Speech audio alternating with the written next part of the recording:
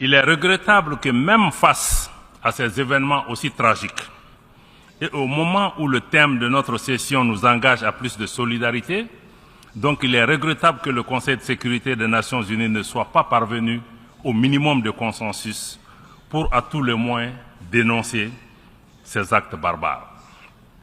Malgré ces difficultés, ou mieux, en raison de ces difficultés, le gouvernement de la République du Mali est plus que jamais déterminé à exercer sa souveraineté, asseoir son autorité, toute son autorité sur l'ensemble du territoire national.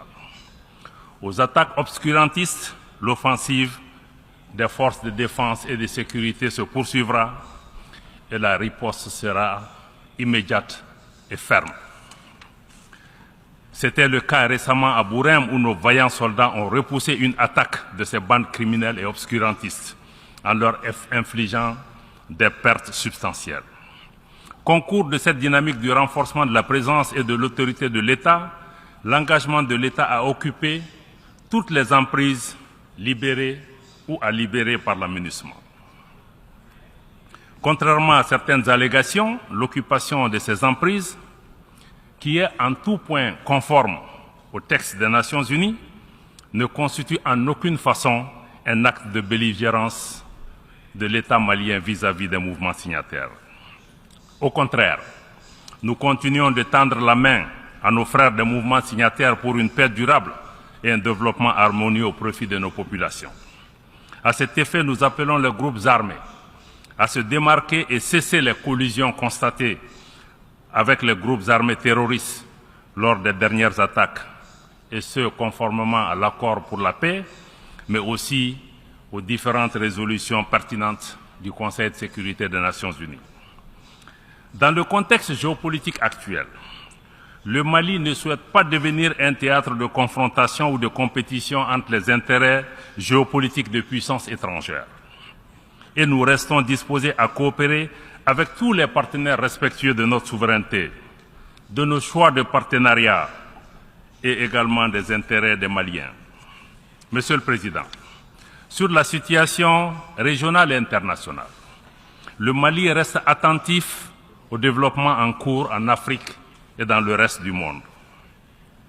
Concernant la gouvernance mondiale, le gouvernement de la République du Mali réitère son attachement au respect de la Charte des Nations Unies, particulièrement le respect de l'égalité souveraine des États et conséquemment son rejet des activités de certaines puissances à perpétuer une domination néocoloniale et à assujettir d'autres peuples, d'autres pays et d'autres nations.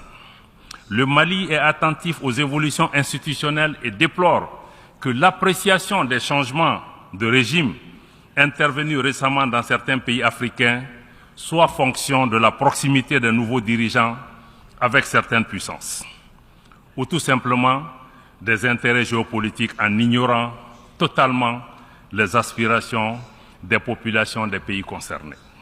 À cet égard, nous dénonçons et rejetons la politique des 2 poids, 2 mesures appliquées par certaines puissances, par certaines organisations régionales et même par certaines organisations internationales, y compris les Nations Unies.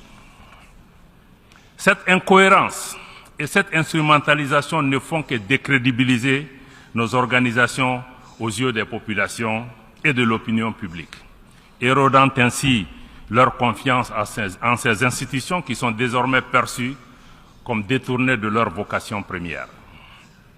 Certaines organisations sont utilisées en dehors de tout cadre légal ou communautaire comme des armes contre les pays et les populations qui y ont souscrit librement au prix parfois d'un transfert de souveraineté.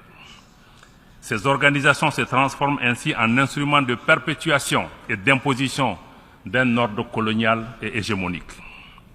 De manière spécifique, nous suivons avec intérêt l'évolution de la situation au Niger depuis le 26 juillet 2023. Le peuple et le gouvernement du Mali réitèrent leur solidarité et leur soutien total au gouvernement et au peuple du Niger, pays frères, voisins et amis. Nous dénonçons sur le principe l'imposition de sanctions et de mesures coercitives contre un État, que ce soit en Afrique ou ailleurs. Nous dénonçons d'autant plus les sanctions lorsqu'elles sont injustes, illégales et inhumaines, comme celles que la CEDEAO et l'UEMOA ont imposées au Niger et avant le Niger, les ont imposées également à mon pays, le Mali, qui s'en est relevé. Les conséquences inhumaines de ces sanctions sont si dramatiques, je parle des sanctions au Niger, que le secrétaire général adjoint des Nations Unies aux affaires humanitaires et coordonnateur des secours d'urgence a dû écrire au président de la commission de la CEDEAO une lettre l'interpellant sur la nécessité d'un allègement de ces mesures. Je dois rappeler que même dans la guerre qui a opposé l'Irak aux États-Unis, un couloir humanitaire a été ouvert pour permettre d'approvisionner le peuple irakien. Comment se fait-il que nous qui sommes dans ces organisations fondées sur la solidarité et sur la fraternité, nous puissions punir nos propres voisins, nos propres frères, en les empêchant d'avoir la nourriture, en les empêchant d'avoir des médicaments?